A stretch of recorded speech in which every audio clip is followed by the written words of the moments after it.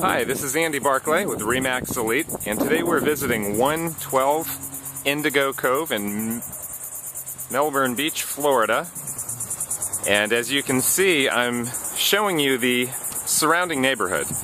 This is a small community that has access both to the ocean and the river. This is the river that I'm looking at right now. And as I turn, you can see that greenery. The very center of the screen there is the ocean. You can easily hear the waves here. I don't know if the camera's microphone's picking it up or not, but it's very easy to hear the ocean here. This is a look at 112 Indigo Cove. I've taken a look at the interior, and overall it's in good shape. You'll hear in just a moment that the alarm is on and I cannot turn it off, so you'll have to bear with the beeping. The carpet in the master bedroom especially is in pretty rough shape. It smells like they had a dog or two, and it's a foreclosure home too, so it just kind of has that foreclosure smell to it. But I still think it's a great deal, and the house is in very good shape, all things considered, I think. As you walk up, you'll notice there is some rust on the door, but that's to be expected this close to the ocean. If you don't keep up with it, metal does rust pretty quickly. We're now going to walk through the front door, and there's that alarm I was telling you about. Off to the left here, we have some scenic murals painted.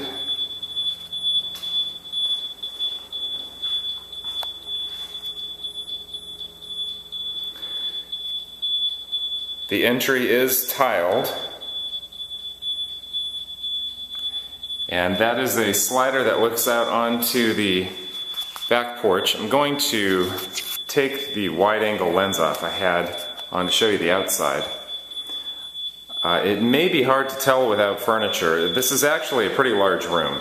I'm afraid it may look kind of small on camera just because there's nothing to really compare it to. Let me back up here and show you the front entry. That is an 8-foot door, another probably 4 feet above it, so we've got 12-foot ceilings. Off to the right here, we have what is technically a bedroom, because it does have a window and it does have a closet.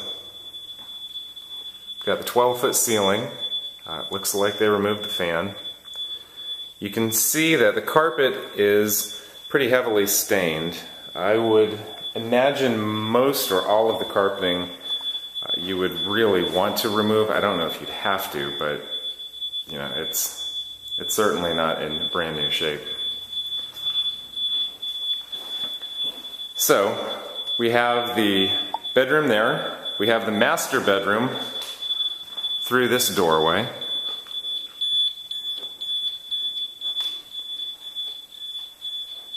And we have a view out to the back porch. Now, don't let this framework over the pool scare you. I'll tell you more about that in just a minute. That's something that the property preservation companies do to secure the pool. It's basically a liability thing.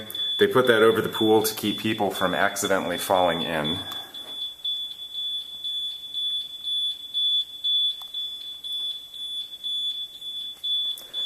So here again you can see some of the heavy wear on the carpet. A nice transom window.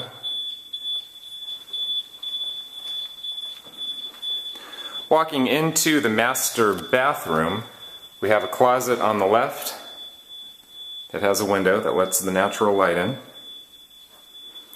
And then we have another closet off to the right that has a fair amount of space and a safe in the floor.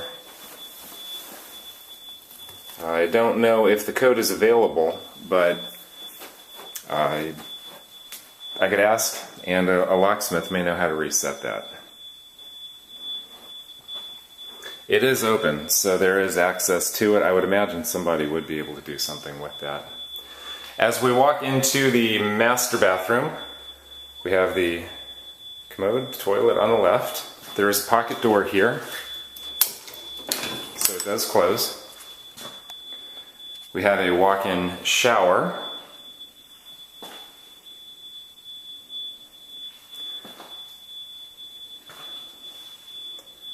We have a garden tub that does not have jets. And then we have the double vanity.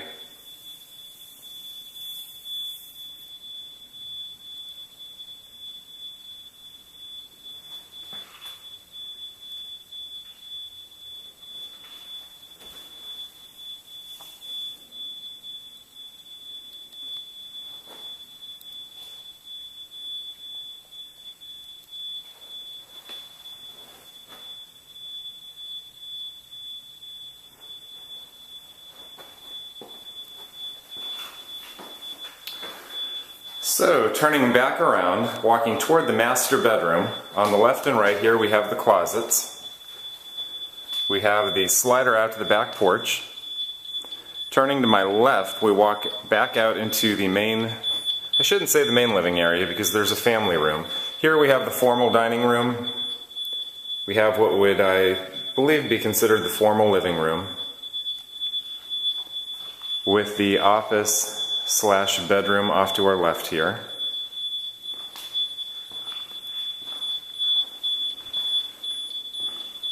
So we're now walking toward what I would call the main living area.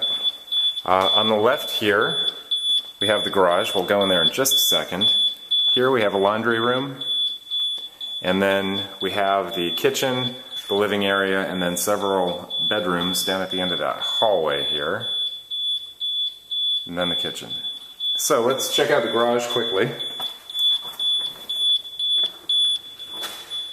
So you can see, or as I may have pointed out, you can't see it from here, this is a side-load garage. So the garage door is not facing out onto the street. It faces off to the side of the house. We have the attic access there. We have the 2-car garage.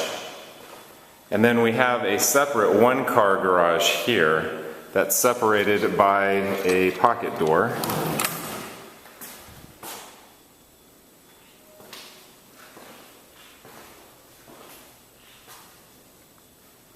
So it's nice and bright. It does have a light above. I did notice some water, well, I wouldn't call that a spot, I'd call that a significant area of water spotting, water damage, water intrusion. It looks like it's pretty old to me, but if you were to decide you're interested in the home, I would definitely have that checked out. If it looked more recent, or if it looked more discolored, if there was more, like you can see in the center there, more of a mildew type color, I'd be more concerned, but it looks like that has been there for quite some time. So we have the air handler here, we have a gas hot water heater,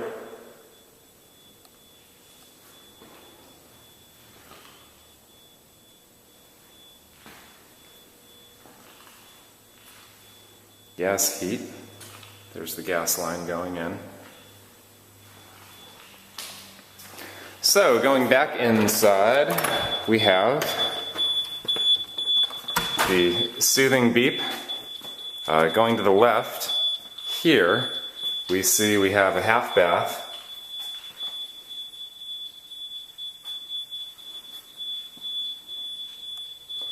We have a storage closet to the left, and then we have a nice laundry room here with lots of storage. No washer or dryer. Looks to be a gas hookup for the dryer. That would need a new outlet, I believe, for a dryer, an electric dryer there, but that could certainly be done. Walking back toward the kitchen, we have what appears to be corian or silestone countertops. Here's a close-up of the tile work here. So they took most of the appliances. We still have a microwave.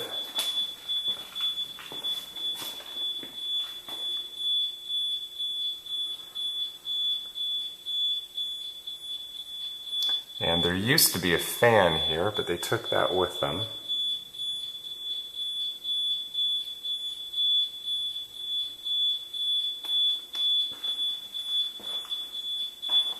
So if you're standing at the sink, here's your view. So we have a nice living area here. They did leave the fan in this room. That appears to be a gas fireplace. Looks like they had some kind of built-in table here that they took with them. You have a nice pass-through window out to the porch right here.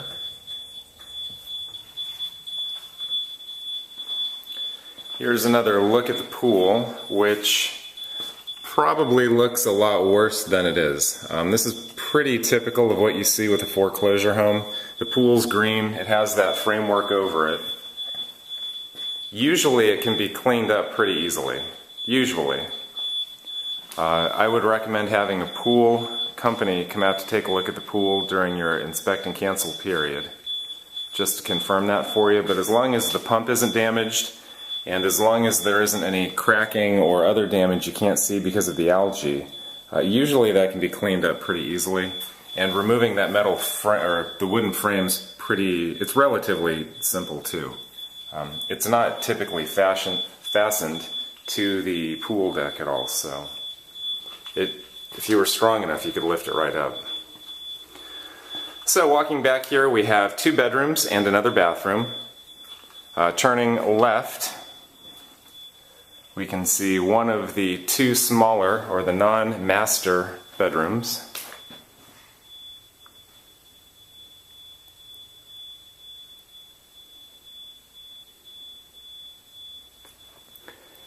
And you can see from this window that there is a large side yard.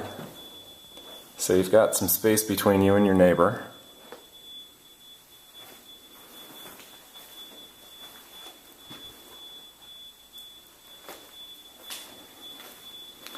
So walking back out into the hallway, we have a left-hand turn that takes us to the bedroom and another bathroom, which I'll stop in first.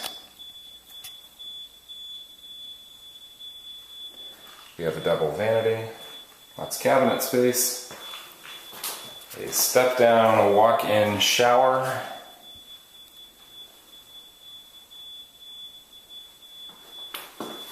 turn around here to give you another look.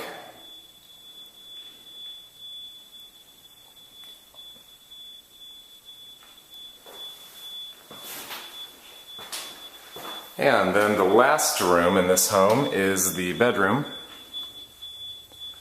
which is pretty neat because it's not a master bedroom, but it still has a slider out to the pool. So not something you see in a lot of homes. Usually you see a slider off the main living area in the master. Typically you don't see one off a bedroom. That's not a master bedroom.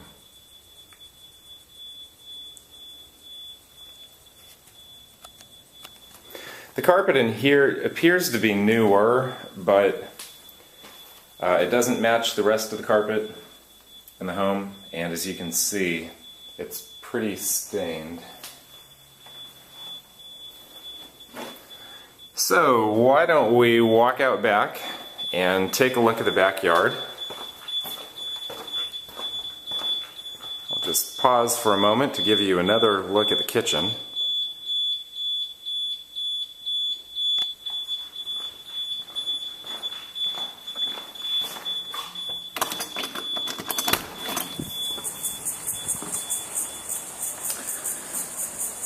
So, like many foreclosures, it needs a little TLC.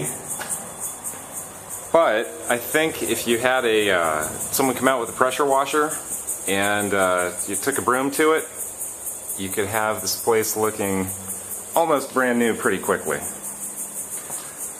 So, taking a closer look at the pool, you can see it's green. Just to point out the obvious there for you. Definitely green, with some floating patches of algae. There we have the jacuzzi. What I'm looking at is damage caused by the wooden frame, where tiles may have been knocked off, things of that nature, and I don't see anything like that. We can tell that the framework has been in place for a period of time. You can see that the weeds, or the plant, whatever you'd like to call it, has grown over the framework in the corner there.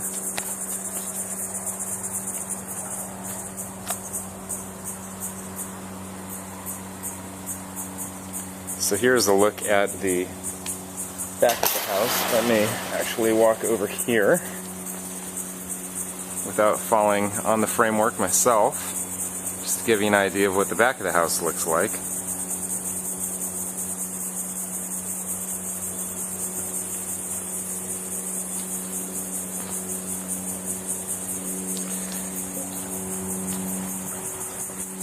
Just a few cobwebs back here. I don't think they show on the video, but I'm walking through quite a few.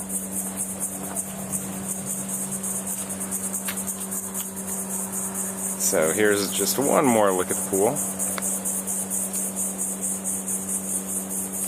The roof appears to be in good shape. I don't see any missing tile or anything that appears to be loose just looking up along the ridge here. That's typically beachside where you see damage.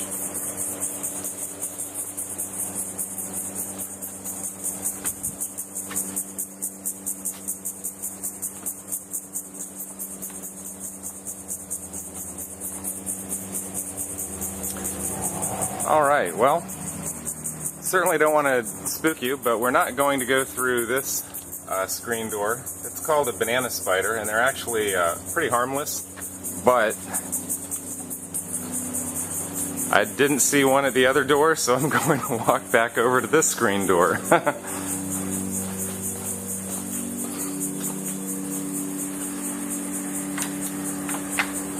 Yeah, there definitely hasn't been anybody walking through this. Oh, I see. They actually have a padlock here. So I'm going to go through the front door and then take you around to the backyard.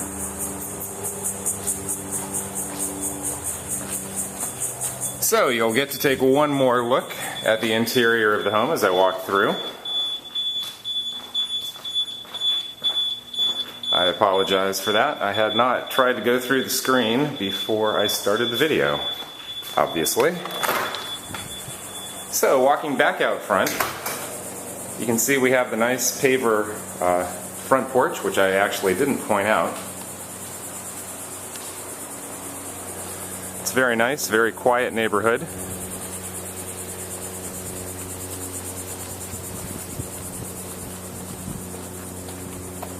So walking down the sidewalk, you can get a good look at the exterior here.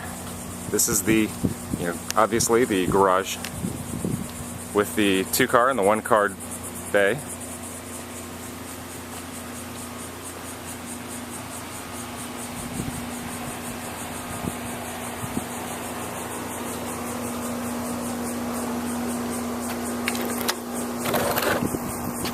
So we're now walking into the backyard. I'm just going to step in the corner here just to give you a quick pan.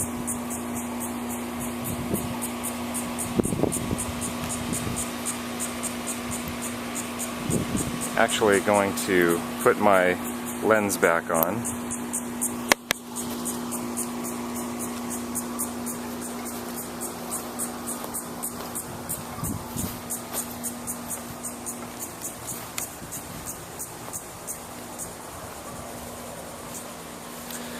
So it looks as if there is a heater for the pool.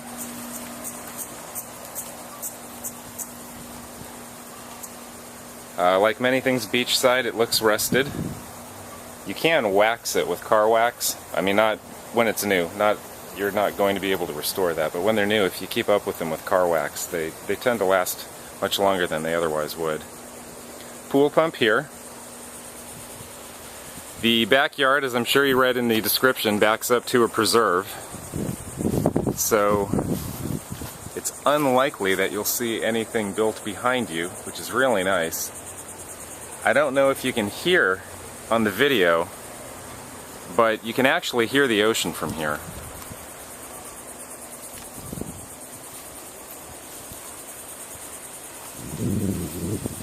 I would say the backyard where I'm standing is probably about 25 feet across from the fence to the screen. I don't know if the wide-angle lens distorts that. It's a fair-sized backyard. And then this goes around to the side yard here.